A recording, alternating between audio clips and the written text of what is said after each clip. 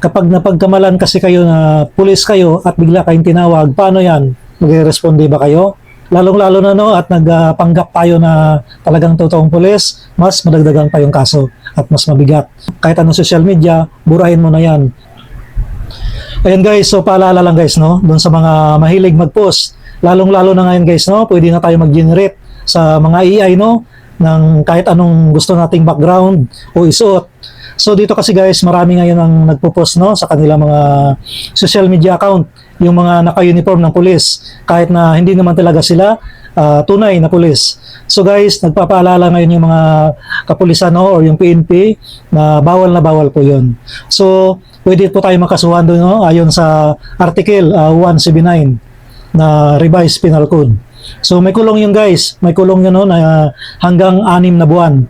So kung nag-post ka dyan guys at hindi ka pa nawawarningan, burahin mo na yan. Kung hindi ka naman totoong pulis or di ka naman tunay na pulis. Actually guys, yung pagsusot, no, ng uniform ng pulis, bawal na bawal talaga yan.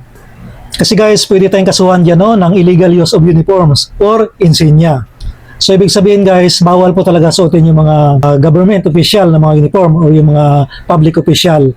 So hindi lang naman uniform ng kapulisan guys, no, yung bawal isuot. So yung mga Bureau of Fire or yung sa bumbiro, bawal din yan. Yung sa AFP or yung military, bawal din. Yung doctor uniform, bawal din yan. Yung sa mga Philippine Coast Guard, so bawal na bawal din po yan. So yung mga yan guys, wag na wag natin susuot, no, yung mga uniforme na yan at i-post sa social media natin.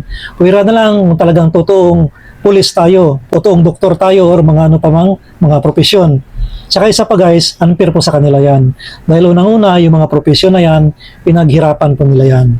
So kung ano yung profesyon mo, yun na lang yung i-post mo. Hindi ka ba proud na yan ka ngayon? Katulad sa akin, security.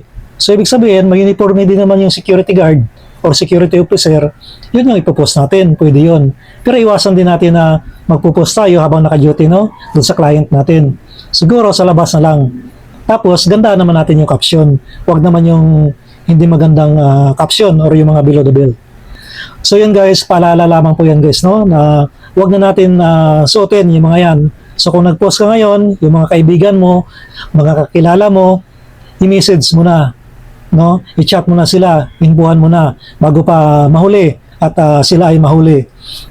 Tsaka guys, kapag napagkamalan kasi kayo na pulis kayo at bigla kayong tinawag, paano yan? Magre-responde ba kayo? Di ba? So doon kasi masisira din yung pangalan ng mga pulis or ano man yung mga uniform na sinusuot natin. Lalong-lalo na no, at nagpanggap tayo na talagang totoong pulis, mas madagdagan pa yung kaso at mas mabigat. So ngayon pa lang guys, kung di ka man totoong pulis at nag-post ka na naka-uniforme sa social media mo, kahit anong social media, burahin mo na yan bago pa mahuli ang lahat.